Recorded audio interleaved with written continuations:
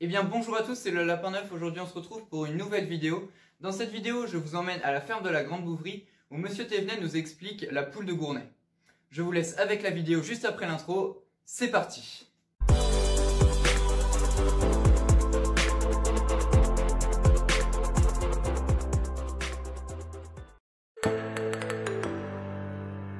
Alors est-ce que vous pouvez nous décrire déjà la volaille de Gournay, les particularités historiques? Alors, son histoire, c'est une poule qui vient des Vikings. Quand ils ont envahi la métropole, en fait, ils n'avaient pas de frigo. Donc, le seul moyen de garder la viande fraîche, c'était de garder vivant. Donc, quand ils ont envahi la métropole, ils ont descendu avec leur souche, qui s'est croisée avec la souche locale. Et puis, au cours des siècles, qui a donné la Gournay. Le seul petit défaut de la Gournay est sa bonne capacité de vol. Le temps d'élevage est de 24 semaines pour de la poule de Gournay, contre 15 à 16 semaines pour du poulet de chair hybride sélectionné. L'élevage de la Grande Bouvrie est composé de 6 parcs de 1500 m². Cela permet de faire un roulement entre chaque lot avec un vide sanitaire à la fin. Cela permet d'éviter le développement des bactéries et ou des parasites.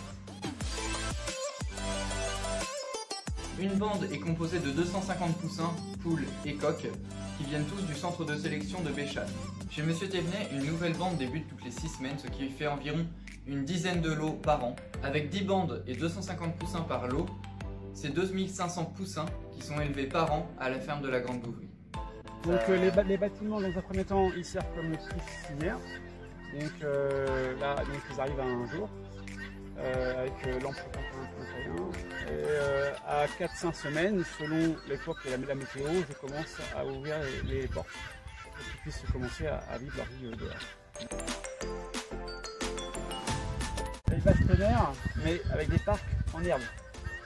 Il y a des élevages plein air, mais ils sont tellement nombreux au mètre carré qu'il n'y a plus d'herbe. Donc ce qui permet d'avoir moins de boue l'hiver. La sauvage c'est sec, mais l'hiver, sinon, si il n'y a pas d'herbe, c'est de la gadoue. Hein.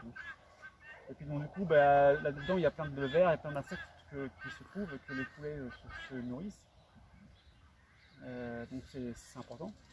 Et puis avoir des grands parcs, ça évite qu'ils se sauvent. Enfin, parce que si les dégâts me fréquentent, et s'ils sont trop réduits, ils passent au-dessus. Donc c'est une blague qui aime bien voler. C'est une race qu'on dit herbagère, c'est-à-dire que qu'on lui donne 100 m² ou un hectare, elle va exploiter tout le terrain.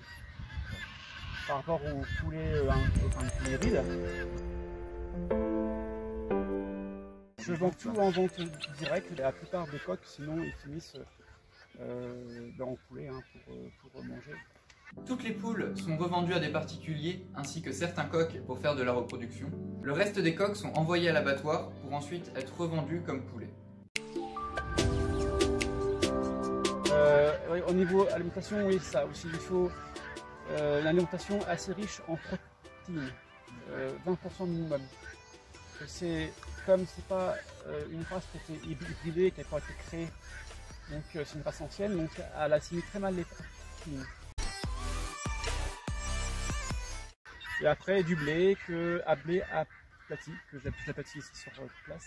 Quoi? Depuis 2 ans, j'aplatis mon. Alors au début, le blé, je le mettais en grain en entier, et depuis 2 ans, je le mets en blé aplati, et j'ai gagné entre 2 et 300 grammes poids moyen par animal, c'est énorme. Sur une bête de 2 kg, c'est énorme, 300 grammes. Sur la durée d'élevage. Sur la durée d'élevage.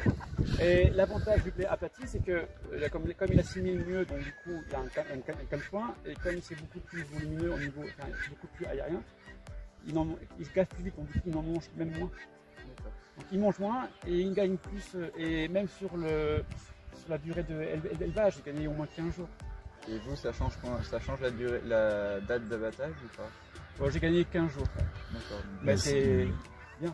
Oui. Et alors pour produire amener un poulet à maturité, il faut à peu près combien de kilos de gras? D'aliment? Ça a été calculé? Bonne question, justement, c'est ce qu'on est en train de. Alors, avec la région, on est sur.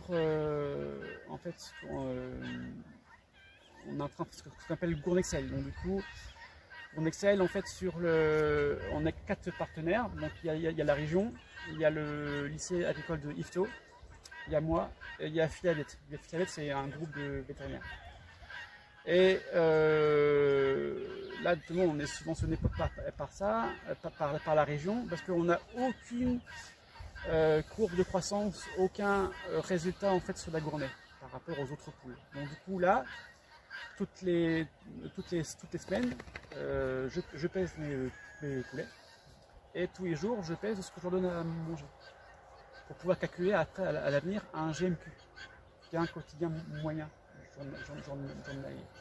Donc du coup avec ça on va savoir en fait les courbes de croissance avec les courbes ce qu'ils mangent. Donc moi je fais ça ici, sur mon moyen d'élevage. Il y a le lycée agricole de Yvetot qui a mis en route un lot du Gournay la semaine dernière. Donc eux, ils vont faire sur leur population. C'est intéressant après, c'est en fait de comparer les différentes courbes avec les différents modes d'élevage. Et après, ce qui est mieux en fait. Monsieur Thévenet nous a bien précisé que pour sauver une race comme la Gournay, il faut la consommer. Des professionnels l'élèvent en grand nombre, et des particuliers comme moi l'élèvent en faisant de la reproduction et parfois de la sélection, ce qui permet de sauvegarder la race.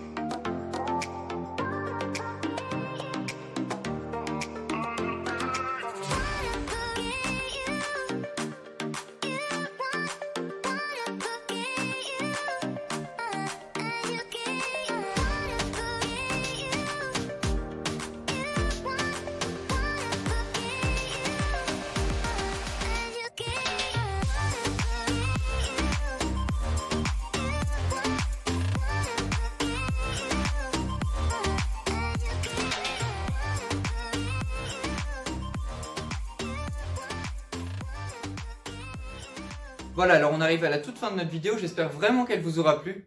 La prochaine vidéo sera consacrée au canard de Duclair, toujours à la Grande Bouvrie. Si vous avez des questions, posez-les-moi en commentaire, je tâcherai d'y répondre. Moi je remercie Monsieur Thévenet pour tout le temps qu'il m'a consacré. N'hésite pas à t'abonner si ce n'est pas déjà fait, à mettre un pouce bleu.